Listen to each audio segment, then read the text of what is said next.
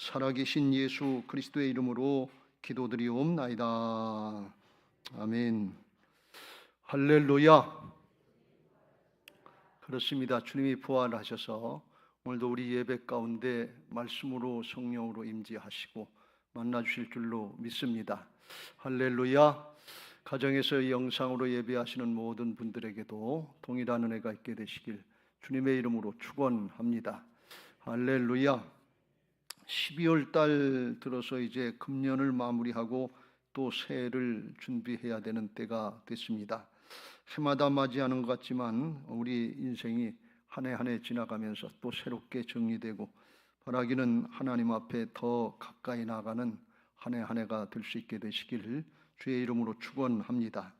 교회적으로 볼 때에도 내년을 올해 한 해를 마무리하고 또 내년을 준비하는 당회 구역회를 다음 주일에 합니다. 사업을 마무리하고 사람을 세우는 당회를 하고 또 후에는 구역회를 감사님 모시고 예산을 심사하는 그런 모임을 갖게 됩니다. 이를 통해서 우리 교회가 또 더 성장하고 성숙해지는 그런 계기가 되기를 주님의 이름으로 또 부탁을 하고 그렇게 되기를 축복합니다. 할렐루야.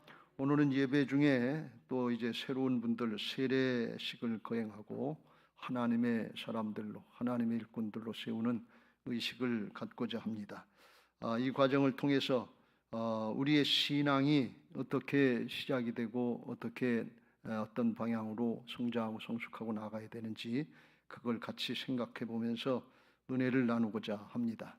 세례의 의미에 대해서 성경에 두 가지를 말씀하고 있는데 하나는 회개의 세례고 하나는 성령의 세례가 있습니다. 세례 요한이 그걸 구분해서 이렇게 말합니다. 마태복음 3장 11절에 나는 너희로 회개하게 하기 위하여 물로 세례를 베풀거니와 내 뒤에 오시는 이는 나보다 능력이 많으시니 나는 그의 신을 들기도 감당하지 못하겠노라. 그는 성령과 불로 너희에게 세례를 베푸실 것이요. 그래서 나는 회개의 세례, 물로 세례를 줬지만 내 뒤에 오시는 예수님은 하나님이신데 성령의 불로 성령으로 세례를 주시겠다 이렇게 말씀합니다. 회개의 세례라고 하는 것은 뭔가 하면 세례 요한을 통해서 행해진 것인데 우리로 하여금 하나님 앞에 죄인된 것, 죄를 깨닫게 하시고 예수님을 믿고 구원받아야 된다고 하는 그런 존재를 깨닫게 하시는 겁니다. 그래서 죄인이니까 죄사함 받기 위해서 예수님이 필요하고 예수님께로 나가야 된다 하는 것을 깨우쳐 주는 것이 이게 회개의 세례입니다. 그러니까 회개의 세례는 죄를 사함받게 하는 것은 아니에요. 죄를 깨닫고 죄인인 걸 깨닫고 죄사함 받게 하기 위해서 새 사람 되게 하기 위해서 주님을 믿으러 예수님 앞으로 나가야 된다 하는 거기까지를 깨우쳐 주는 게 회개의 세례입니다.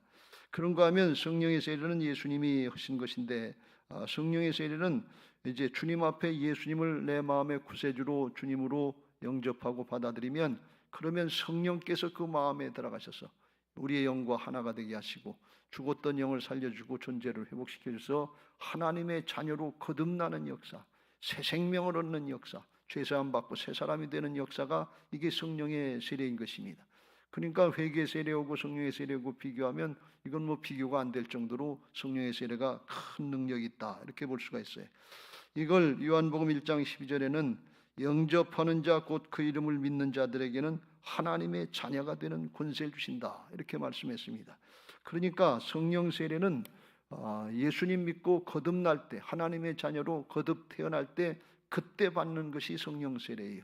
이건 우리 평생에 한 번 거듭나는 거예요. 거듭나는 게 뭐 또 거듭나고 뭐 작년에 거듭나고 금년에 다시 거듭나고 그러는 것이 아니고 평생에 한 번 거듭나고 그리고 그 다음부터는 이제 우리의 믿음이 더 충만하게 잘 하기 위해서 하나님이 말씀하시는 성령의 충만의 길로 나아가야 되는 것입니다. 그건 후반부에 살펴보도록 하겠습니다. 그런데 우리 안에 한 번 오시는 성령님은 영원토록 함께 하시고 떠나지도 아니하시고 버리지도 아니하신다 이렇게 말씀합니다. 요한복음 14장 16절 이후에 내가 아버지께 구하겠으니 그가 또 다른 보혜사를 너희에게 주사 영원토록 너희와 함께 있게 하리니 그랬어요. 그러니까 예수님 믿고 하나님의 자녀가 되면 끝까지 하나님의 자녀인 거예요. 영원토록 주님이 함께 하신다고 그랬으니까 우리가 조금 잘못하고 죄 증거에 있는데 그럴 때는 어떻게 하라고 그랬죠? 거듭난 자는 목욕한 자와 같은데 우리가 예수 믿어도 죄 짓고 잘못할 때 있잖아요. 그때는 손발을 씻는 것처럼 자백하고 회개하고 돌이키면 새 사람으로 유지되는 역사가 있는 것을 믿으시기 바랍니다. 그래서 우리 안에 오셔서 17절에 보면 끝에 그는 너희와 함께 거하시며 또 너희 속에 계시겠습니다. 그래서 우리 안에 영 안에 오셔서 영원토록 함께 하시고 떠나지도 아니하시고 버리지도 아니하시고 우리를 지켜주시고 인도해 주시는 것입니다. 그래서 우리를 내가 너희를 고아와 같이 버려두지 아니하고 너희에게로 오리라. 다시 오신다. 부활하시고 승천하신 예수님은 하늘로 승천하셨는데 다시 오신다는 건 여기 재림하는 게 아니라 성령으로 다시 오시겠다는 거예요.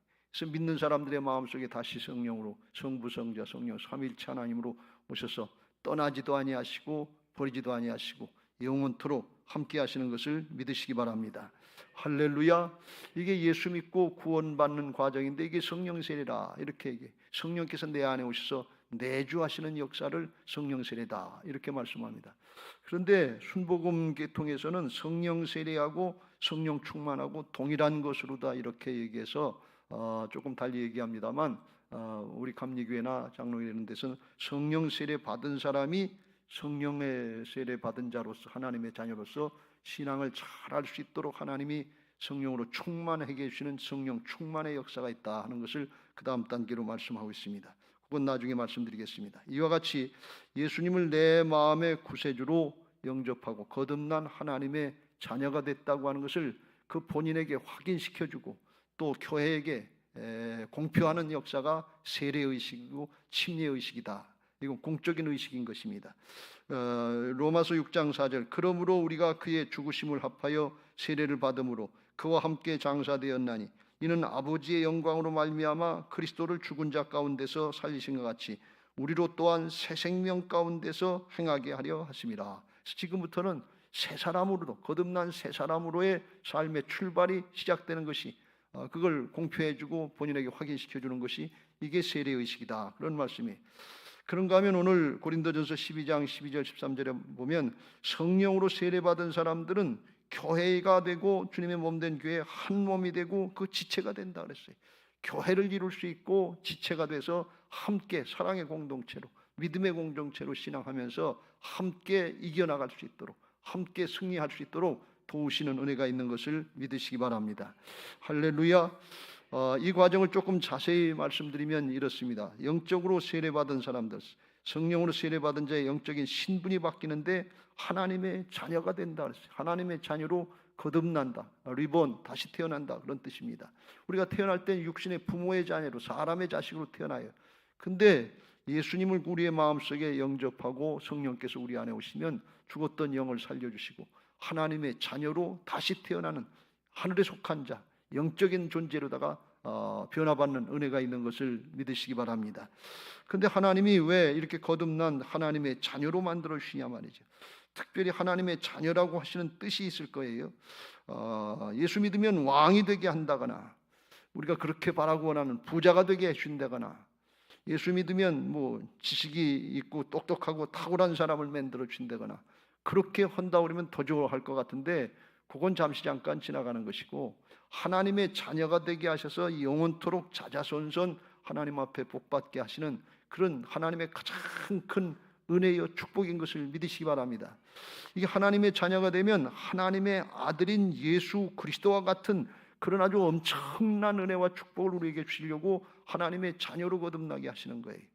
예수님이 세례 요한에게 세례를 받고 요단강에서 올라오실 때 하늘이 열려지고 성령이 비둘기같이 내려서 하나님의 음성이 들리는데 17절에 그랬어요. 마태복음 3장 17절에 같이 읽겠습니다. 시작. 하늘로부터 소리가 있어 말씀하시되 이는 내 사랑하는 아들이요 내 기뻐하는 자라. 예수님은 하나님의 사랑하는 아들이고 하나님의 기뻐하시는 자라는 거예요. 우리 하나님의 자녀로 거듭나면 하나님께서 예수님을 사랑하시는 아들이라 하나님이 기뻐하시는 자라 그렇게 여겨주셨던 것처럼 우리들도 하나님의 사랑받는 아들 딸들이라 하나님의 기뻐하시는 아들 딸들이라 그렇게 여겨주신다는 거예요. 하나님이 그렇게 존재를 바꿔주시고 실제로 그렇게 하시는 거예요. 근데 우리가 이걸 믿고 그렇게 누리는 사람이 있고 그렇게 누리지 못하는 사람이 있는데 그거는 믿음의 차이인 것입니다. 그렇게 하시기 위해서 나중에 살펴보겠습니다만 하나님이 성령으로 충만케 하셔서 은혜의 길로 인도해 주시는 것을 믿으시기 바랍니다. 그러니까 우리 신앙의 여정은 하나님께서 다 은혜로 마련해 놓으신 거예요. 그러니까 우리는 믿음으로 받아들이고 리시브하는 게, 영접하는 게 믿는 거라고 그랬죠. 받아들이고 그렇게 행하면, 누리기만 하면 돼요.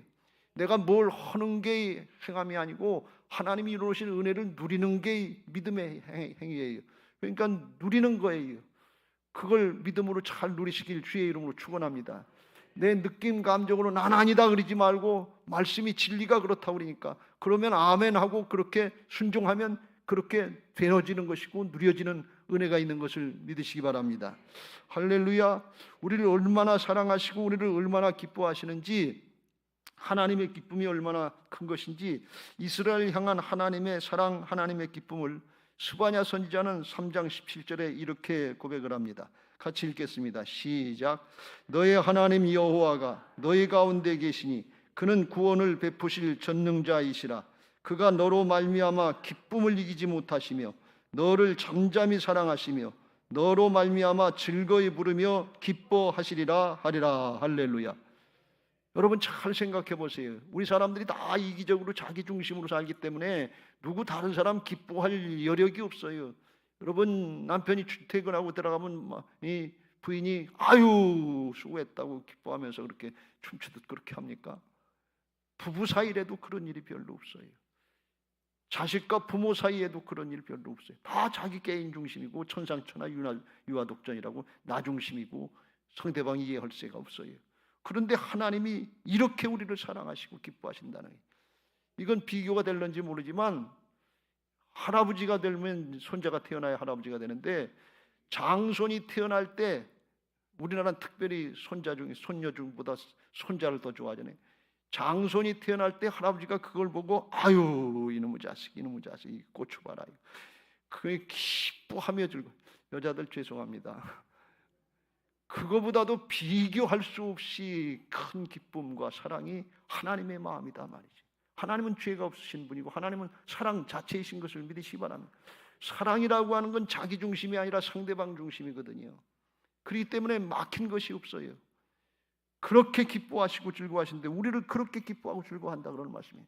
여러분 우리가 어디 가서 이렇게 환영을 받고 어떻게 기뻐하심을 받고 그렇게 사랑받을 수 있겠냐 말이지.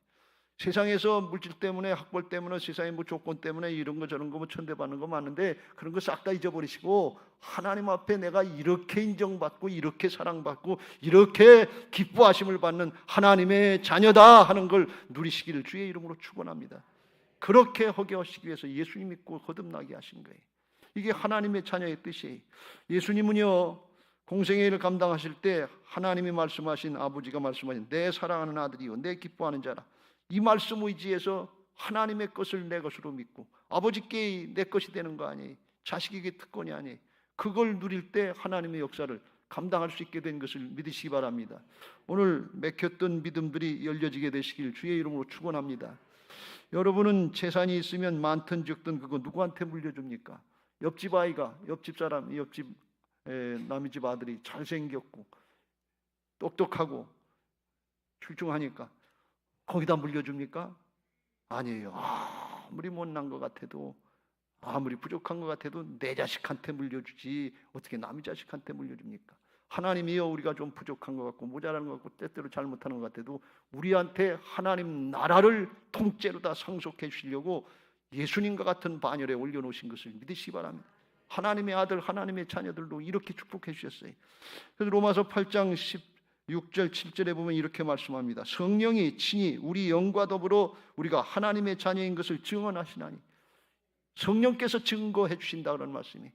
예수 믿고 성령 받고 거듭난 사람들은 하나님의 진리의 말씀을 들으면 그게 그렇지 그리고 믿어지는 역사가 있는데 그건 내가 믿습니다 그래서 믿어지는 게 아니라 그냥 믿어지는 거예요. 왜? 이건 성령의 역사예요.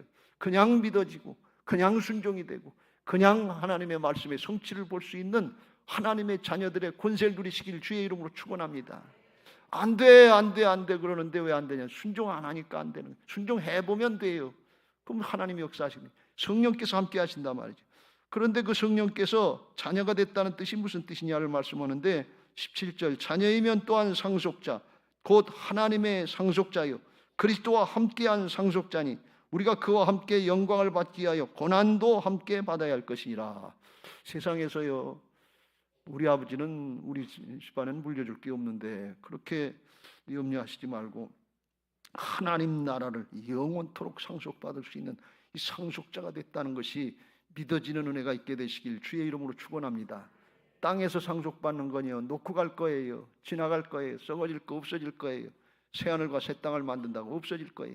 근데 영원한 하나님 나라 것을 이거 새하늘과 새 땅 이거 다 하나님의 자녀들에게 물려주신다는데 이게 약속인데 그래서 죽고 사셔서 우리 안에 오셔서 부활로 역사하시고 주인 되시는데 이걸 믿고 누릴 수 있게 되시길 주의 이름으로 축원합니다. 이게 안 되면 나중에도 말씀드린다만 성령님 이 진리의 말씀을 들을 때 내게도 믿음을 주시옵소서. 내게도 누리는 은혜를 주시옵소서. 세상에 게 없어서 부족해서 날마다 원망하고 불평하고 흙수저처럼 그렇게 탄식하면서 사는데 이거 싹 다 잊어버리고 하늘의 것을 붙잡고 기뻐하고 즐거워하면서 이기는 자가 되게 하옵소서. 이걸 누릴 수 있는 축복들을 말씀들을 누리게 되시길 주의 이름으로 축원합니다. 이게 하나님의 자녀의 권세예요. 생각하건대 현재 고난은 장차 우리에게 나타날 영광과 비교할 수가 없다. 믿음 생활하면서 주신 사명 감당하면서 때때로 좀 어렵고 힘든 일이 있는데 이거하고 장차 우리가 영원토록 누릴 하나님 나라의 축복하고는 영생의 축복, 상급과 면류관, 통치권에 참여하는 상속자의 축복 이거하고는 비교가 안 된다 그런 말씀이. 이게 믿어지는 은혜가 있게 되시길 주의 이름으로 축원합니다. 할렐루야. 그리고 여기 이 땅을 살아가면서도 하나님은 아버지가 되시고 우리는 자녀들이 되니까 하나님 아버지께서 하나님의 자녀들이 우리에게 있어야 될 것과 필요한 것을 아신다고 그랬어요. 마태복음 6장 32절 뭘 먹을까 뭘 마실까 뭘 입을까 그거 염려하지 말아라. 이건 하나님을 알지 못하는 이방인들이 구하는 것이라. 너희 하늘 아버지께서 이 모든 것이 너희에게 있어야 할 줄을 아시느니라. 자식을 낳으면 부모가 자식을 다 키워주고 스스로 독립할 때까지 그때까지 다 돌봐주잖아요. 자기 스스로 하는 게 아니잖아요. 하나님 아버지께서도 마찬가지로 우리가 영적으로 독립하고 잘 살 수 있도록 모든 걸 다 준비해 주시고 성령으로 함께 하시고 도우시고 인도하시는 은혜가 있는 것을 믿으시기 바랍니다. 어떻게 하면요? 말씀 따라가면 돼요. 하나님이 허락하는 대로 하면 그렇게 된단 말이죠. 그래서 그걸 잘하는 게 하나님 관계를 믿고 따라가는 거예요. 그래서 33절 같이 읽겠습니다. 시작. 그런즉 너희는 먼저 그의 나라와 그의 의를 구하라. 그리하면 이 모든 것을 너희에게 더하시리라. 할렐루야. 하나님이 왜 우리를 하나님의 자녀로 삼아 주셨냐? 영원한 생명을 누리게 하시고 영원토록 하나님 나라의 상속자로 그 은혜와 축복을 누리면서 여기 땅에서부터 기뻐서 즐거워서 감사해서 내가 이렇게 하나님의 사랑을 받는 자다. 내가 이렇게 하나님이 기뻐하시는 자다. 또 한 가지 있습니다. 내가 이렇게 예수님처럼 하나님께 사랑받고 기뻐하심을 받으며 쓰임 받는 자다 하는 자존감, 정체성을 확신하고 그리고 넉넉히 이겨나가는 믿음 생활들 하라 그런 말씀이에요. 이게 하나님의 축복인 것을 믿으시기 바랍니다. 내가 뭘 많이 가졌다, 이루었다, 그거 잠시 잠깐이면 지나가는 것인데 그것도 있어도 그래도 염려하고 근심할 때가 많고 그래도 우울증에 빠질 때가 있고 그래도 극심한 낙심을 할 때가 많은데 하나님의 자녀의 권세를 누릴 수 있으면 그런 것 세상의 것들을 다 이기고 극복할 수 있는 아주 당당한 하나님의 자녀들 그리스도의 좋은 군사들이 되는 것을 믿으시기 바랍니다. 두 번째로 오늘 본문의 말씀 것처럼 주님의 몸된 교회의 지체가 되게 하신다 그랬어요. 한 몸을 이루어서 주님의 교회를 이루고 주님의 몸을 이루고 주님과 함께 이제 지체가 돼서 하나님 나라의 공동체로다가 믿음의 공동체, 사랑의 공동체로 하나님의 역사를 감당하면서 쓰임받게 하시는 것을 믿으시기 바랍니다. 여러분 우리가 내 몸이 중요하잖아요. 남의 몸 아픈 거는 뭐 별 상관없어도 내 몸 조금만 아프면 큰일 나는 줄 알잖아요. 왜? 내 몸이니까. 그런데 예수님이 주님의 몸이 우리라는 거예요. 주님의 몸된 교회 지체가 됐다는 거예요. 하나님의 일을 누가 하시느냐? 주님이 하시는데 주님이 누굴 통해서 하시느냐? 주님의 몸된 지체인 우리를 통해서 하신다는 거예요. 나를 통해서 하신다는 거예요. 나는 자격도 능력도 재주도 없어요. 근데 성령으로 거듭나게 하시고 임마누엘로 함께 하셔서 우리를 붙잡고 일하신다는 거예요. 여러분 잘 생각해 보세요. 세상에 부자들이 많고요, 똑똑한 사람이 많고 잘난 사람이 많고 탁월한 사람들이 많은데 그런 사람들을 통해서 생명의 역사, 구원의 역사가 나타나질 않아요. 부족하지만, 모자라지만, 죄진 것 같지만, 손가락질 당하는 것 같지만 교회를 통해서, 믿는 사람들 공동체를 통해서, 성도들을 통해서 하나님이 일하시는 것을 믿으시기 바랍니다. 왜요? 주님의 몸이기 때문에 그래요. 내가 주님의 몸이에요. 주님이 그러니까 우리를 얼마나 끔찍이 사랑하시겠어요. 주님이 우리를 붙잡고 일하시지 않겠어요? 여러분, 이 자존감을 가지시길 주의 이름으로 축원합니다. 내 능력이나 재주가 뭐 있다 없다 그거하고 비교할 수 없는 거예요. 주님이 내 안에 오셔서 존재를 바꿔놓으시고 떠나지도 아니하시고 버리지도 아니하시고 임마누엘로 영원토록 함께 하신다는데, 이것만 믿으면 성령이 함께 하시는 역사를 볼 수 있단 말이죠. 이게 이 성경의 믿음의 사람들의 역사인 것을 믿으시기 바랍니다. 할렐루야. 에베소 1장 22절 23절에 그걸 증거하고 있습니다. 읽겠습니다. 시작.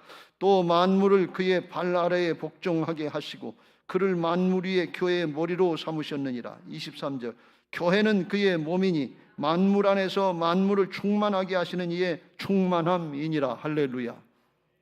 주님은 교회의 머리가 되시고 우리는 주님의 몸이에요. 그러니까 머리에서 명령하시면 우리는 따라가면 돼요.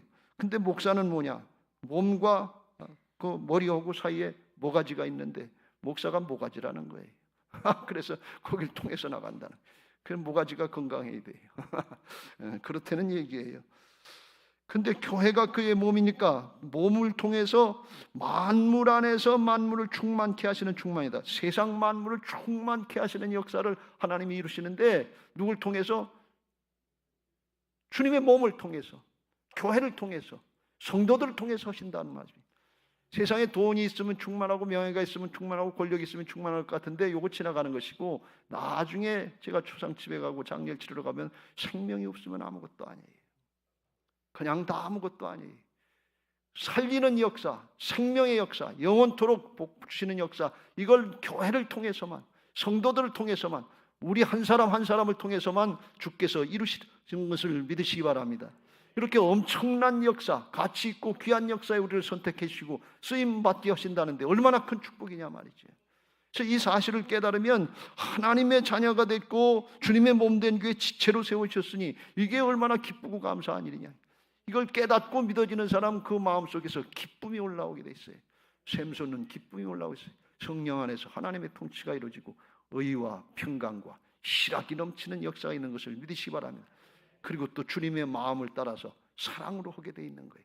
동기가 사랑이 되는 거예요. 마음이 다른 거예요. 이기적인 욕심을 따라서는 죄된 마음이 사라지고 주님의 생명의 모습으로 바뀌어지니까 이게 존재가 바뀌어지는 거예요. 구별되는 역사가 있게 하실 줄로 믿습니다. 요한복음 15장 11절 12절에 예수님이 그 비결을 이렇게 말씀해 줍니다. 같이 읽겠습니다. 시작. 내가 이것을 너희에게 이름은 내 기쁨이 너희 안에 있어 너희 기쁨을 충만하게 하려 함이라. 12절. 내 계명은 내가 너희를 사랑한 것 같이 너희도 서로 사랑하는 이것이니라. 할렐루야.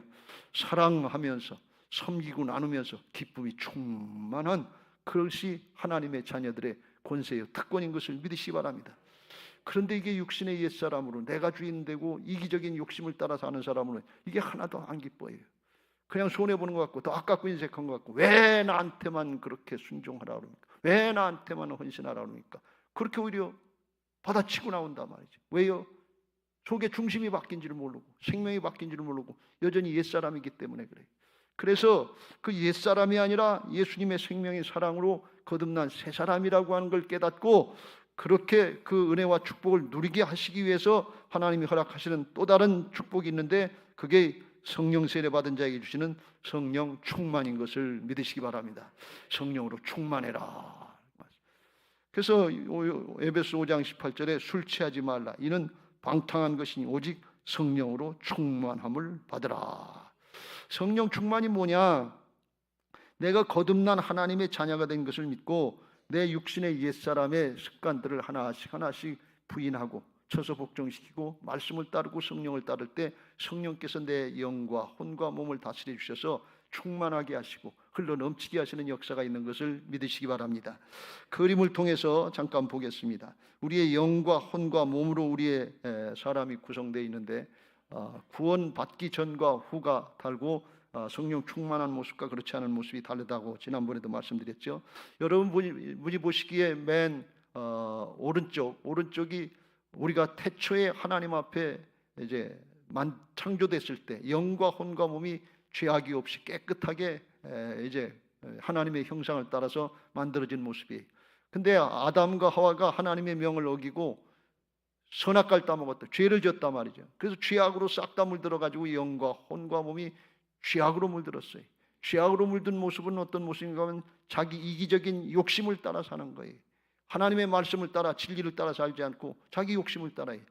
욕심이 잉태한 즉 죄를 낳고 죄가 장성한 즉 사망을 낳느니라. 우리가 다 욕심 가지고 살아가잖아요. 그걸 포장해서 때로는 꿈이다, 야망이다 이렇게 얘기하는데 사실은 욕심이거든요. 하나님의 뜻이 아니에요. 그런데 이제 예수님 믿고 거듭난 사람들의 모습이 그다음에 세 번째, 성령께서 우리 안에 영의 안에 들어오신단 말이에요. 영 안에 들어오시면 죽었던 검은 영이 주님과 함께 살아난다. 촛불을 켜면 어둠이 물러나는 것처럼 빛 대신 성령께서 들어오시면 어둠의 영이 쫓겨나가고 우리의 영이 살아나는 거예요. 그런데 영은 살아났지만 혼과 정신과 육신은 여전히 검은 세상의 죄악으로 물들어 있는 거예요. 이게 예수 믿고 처음 영적인 상태예요. 근데 우리가 그걸 모르는 거예요. 예수님 믿었는데 왜 안 되지? 왜 안 되지? 그런데 우리의 혼을 따라서 우리의 과거의 습관을 따라서 그냥 행하면 그냥 여전히 욕심을 따르고 여전히 나 중심이 되는 거예요. 그래서 그걸 그렇게 하지 말고 순간순간 이제 나를 쳐서 복종시키고 말씀 따라하고 성령을 따라갈 때 그 네 번째, 점점 시커맸던 죄악된 모습이 점점 약해지고 흐려지는 거예요. 그래서 그게 나중에 충만해지면 성령께서 내 영과 혼과 몸을 다스려서 하나님의 형상이 온전히 회복되는 은혜가 있는 것을 믿으시기 바랍니다. 할렐루야. 이게 우리 신앙의 여정 과정이다 이렇게 볼 수가 있어요. 어떤 장로님이 사업을 하시는데 그만 공장에 불이 났어요. 밤새도록 불이 타는데 그걸 끄지를 못하는 거예요. 그래서 처참한 심정으로다가 그 불타는 걸 보고서 새벽에 공장이 다 전소가 됐는데 새벽에 이제 더 할 게 없어서 허탈한 마음으로다가 하나님 앞에 나가서 새벽 기도나 하자. 그리고 예배드려 나왔어요. 그리고 이제 뭐 이 말씀을 듣는 둥 마는 둥 들려지겠어요. 그 순간에. 그런데 찬송을 하자고 그러는데 찬송 제목이 뭔가 실수가 없으신 하나님. 하나님은 실수가 없으시다네. 신실하신 하나님. 그 찬송을 하시는데 하자고 그러는데 찬송이 안 되는 거예요. 속에 여기까지 치밀어 오르는 원망과 불평이 있는 거예요. 하나님이 살아계시면 내가 하나님의 일을 잘하려고 그러는데 믿음 생활 잘하려고 하는 장로까지 세워주시고 그 공장 좀 지켜주시지, 그 불 좀 막아주시지, 그런 마음이 여기까지 올라오는 거예요. 그게 찬송이 안 되는 거예요. 그런데 그 순간에 그래도 이러면 안 되지. 믿음의 주에 온전케 하시는 예수님 바라봐야지. 십자가 참으시고 부활로 나가신 주님을 바라봐야지. 십자가를 이기시고 하나님의 보좌로 나가신 주님 생각이 나서 억지로다가 찬송을 하는데 성령께서 감동을 해주시는 거예요. 주님의 은혜에, 주님의 고난에 동참할 수 있는 기회를 주시는구나. 나 같은 것도 은혜 주시는구나. 그리고 찬양이 터지기 시작하는데 눈물로 감사하고 감격하면서 찬송이 터지고, 그래서 어렵고 힘든 중에도 그 순간을 이겨나갈 수 있는 거예요. 하나님의 은혜로 이겨나갈 수 있는 것을 믿으시기 바랍니다. 여러분, 사건만 바라보고 문제만 바라보면 원망하고 불평하고 판단하고 계산하다가 실망하고 낭망할 수밖에 없어요. 그 순간에 예수님 바라보세요. 십자가를 바라보세요. 그때 성령께서 감동하시고 이길 수 있는 힘을 주시는 것을 믿으시기 바랍니다. 그 장로님이 그 계기로다가 믿음을 지킬 수 있어서 3년 후에 갑절로 큰 공장을 짓게 됐다는 거예요. 하나님이 그렇게 축복해 주셨다는 거예요. 그런 은혜들이 있게 되시길 주의 이름으로 축원합니다. 근데 오늘 말씀은 축복받고 갑절로 복을 받았다는 거기에 관점이 있는 게 아니고, 우리의 신앙이라는 것이 어떤 게 신앙인가, 어떤 때 믿음이 자라나느냐, 내 마음대로 내 판단대로 안 될 때, 하고 싶지 않을 때, 그때 나를 쳐서 복종시키면서 말씀 따라하고 성령 따라갈 때 그때 믿음이 자라난다, 그런 말씀이에요. 하나님이 다 이뤄놓으셨는데 우리의 혼과 몸이 여전히 육신의 옛사람의 판단과 감정, 지식, 세상의 관점, 이걸로 다 꺼멓게 물들어 있잖아요. 그래서 그걸 따라서 하려고 그러면 믿음이 안 되고, 말씀이니까 말씀 따라가야지, 성령의 역사니까 하늘의 역사니까 그걸 따라가야지 하고, 나를 부인하고 주님 따라하고 말씀 따라가려고 할 때 그때 성령이 역사하셔서 혼을 다스려 주시고 몸을 다스려 주시고 흘러넘쳐서 주변에 영향력을 미치는 성령의 충만의 역사가 있게 하시는 줄로 믿습니다. 할렐루야. 그러면 이 장로님이 받은 은혜는 공장을 갑절로 큰 공장을 졌다고 하는 그게 은혜가 아니고, 그 다음부터는 고난이 있고 역경이 있고 공장이 다 타고 망한 것 같은데, 그때 감사할 수 있는 사람이 됐다는 거예요. 그때 찬송할 수 있는 사람이 됐다는 거예요. 그때 믿음으로 이겨나가는 이기는 자가 될 수 있었다는 것입니다. 이게 이 성령 충만이에요. 순간순간 나를 부인하고 쳐서 복종시키고 날 때 그때 믿음이 자라나는 거예요. 그때 내가 다스려지고 충만해지는 역사로 나가게 되는 것을 믿으시기 바랍니다. 그래서 에베소 5장에 보면 성령 충만을 받으라, 그리고 그 위에 뭐라고 그러는가 하면 세월을 아끼라, 때가 악하다 그랬어요. 세월을 아끼라는 것은 뭔가 하면 하나님이 주신 기회를 선용하라, 그런 뜻이에요. 어떤 기회, 쫄딱망한 것 같고 힘들고 어려운 것 같고 도무지 신앙할 수 없을 것 같을 때 그때 쳐서 복종시키고 믿음으로 나가라, 그런 말씀이에요. 요게 기회를 선용하는 거예요. 주신 기회를 선용하는 거예요. 어렵고 힘들 때 원망하고 불평할 수 있는 건 누구든지 할 수 있어요. 가르쳐주지 않아도 할 수 있어요. 아실망하고 낭만과 에이 교회 못 나갔다, 신앙 못하겠다, 아이 하나님의 일 못하겠다, 아이 그건 가르쳐주지 않아도 누구든지 다 할 수 있어요. 그런데 그 순간에 예수님 바라보고, 아 이렇게 하면 안 되지, 주님이 내 안에 와 계시지. 성령 받은 사람, 성령의 세례를 받은 사람은 그때 반드시 성령께서 생각나게 하시는 게 있어요. 그때 자기를 쳐서 복종시키는 사람은 성령의 충만의 길로 나가는 것이고, 그때 성령께서 깨우쳐 주셨는데, 지금 설교 들을 때 여러분에게 깨우쳐 주는 게 있는데 에이 그거 그리고 무시하고 성령을 무시하고 나간 사람은 충만을 잊어버리는 거예요. 기회를 선용하시길 주의 이름으로 축원합니다. 때가 악해요. 세월을 아끼시길 주의 이름으로 축원합니다. 우리 인생 길지 않아요. 세월을 아끼시고 선용하면 충만하게 하셔서 하나님의 역사에 이 장로님처럼 쓰임받게 하실 줄로 믿습니다. 성령의 충만의 모습이 나타나면 그 결과가 주변 사람들에게 나타나요. 내가 바뀌니까 나를 통해서 역사가 나타나는데, 제일 먼저 나타나는 게 아니야, 부부 사이에 그게 나타나는 거예요. 그래서 에베소 5장 22절에 아내들이여 자기 남편에게 복종하기를 죽게 하듯 하라. 아내가 남편에게 죽게 하듯 하는 역사가 나타나고, 남편들이 아내 사랑하기를 예수님이 교회를 위해서 자신을 주신 것처럼 목숨 걸고 사랑하는 역사가, 주님이 우리를 붙잡고 일하시는 역사, 주님의 몸이니까 예수님이 하시는 역사가 부부 사이에 나타나는 것을 믿으시기 바랍니다. 이런 일이 있어요. 부자간에 에베소 6장 1절 자녀들이 주 안에서 믿음 안에서 부모님에게 그냥 순종하여, 그냥 저절로 순종되는 거예요. 그냥 마음에서 그냥 믿어지고 순종이 되는 거예요. 이게 그냥 이 하늘의 질서에, 영적인 질서에 순종이 되는 거예요. 부모들은 자식들에게 노엽게 하지 말고 오직 주의 교훈과 훈계로 양육하는, 말씀으로 양육하는, 공부나 잘해라 취직이나 잘해라 이런 얘기만 하는 게 아니고 하나님의 사람으로 바로 세워지게 하시고 하나님께 맡기는 이런 부모들이 된다 그런 말씀. 그럼 됐다 그러니 왜? 나머지는 하나님이 책임져 주신다고 그랬으니까. 그런 은혜가 있게 되시길 주의 이름으로 축원합니다. 여러분 직장 생활하면서 상하관계에서 종들아 두려워 떨며 성실한 마음으로 육체의 상전에게 순종하기를 그리스도께 하듯 하라. 직장 생활하는 분이 상사에게 틀린 말 하는 것 같고 안 맞는 말 하는 것 같고 죽게 하는 것처럼 이렇게 직장 생활 해보신 분 있으세요? 저도 직장 생활 좀 해봤는데 그렇게 잘 안 돼요. 근데 그렇게 하면 나만 손해보는 것 같고 요즘 법으로 이야기하면 갑질을 한다 그러고 찔러대고 그래야 될 텐데 그렇게 참고 하면 어떻게 되겠어요? 구별된 사람이 되는 거예요. 위대한 인물이 되는 거예요. 조금 이익 보느냐 손해 보느냐가 아니라 예수님 닮은 모습이 위대한 인생의 사람으로 바꿔지는 은혜가 있는 것을 믿으시기 바랍니다. 여러분 이게 신앙인의 축복이에요. 뭘 조금 더 받았냐, 조금 더 누렸냐, 조금 착해졌냐 그 정도가 아니에요. 존재가 바뀌어서 예수님의 대우를 해주시려고 지금 주님이 훈련시키시는 거예요. 그 기회를 잘 선용할 수 있게 되시길 주의 이름으로 축원합니다. 윗사람들도 아랫사람 위협하지 말고 하늘의 상전이 하나님이 계신 걸 믿고 중심으로 아랫사람들 잘 돌봐줘라. 그런 말씀이에요.